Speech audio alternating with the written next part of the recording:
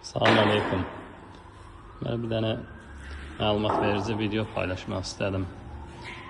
Laminatın altından belə salafanlar var. Salafan çəkmək lazımdır ki, istiyashkada olan nəmişlik stifol işlədiyi zaman buxar şəklində, nəm şəklində laminatda keçməsin. Yəni ona zərər verməmək üçün belə bir salafanlardan istifadə olunur.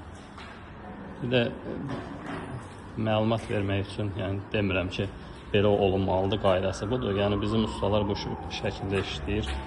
Kermogranit kəsmək üçün belə bir daşlar var. Ondan istifadə edirlər.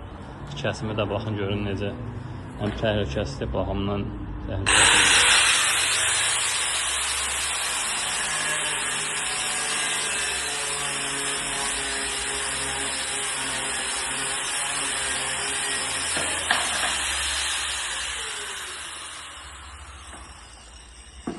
Normal kəsim olur, həm də ki, təhlükəsizdir. Müşər olanda müəyyən xəsarətlər yetirə bilər özünə.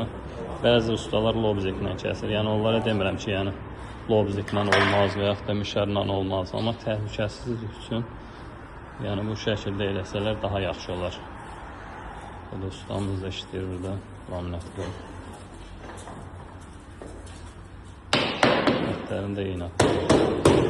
90 kvadratlıq ofisdə.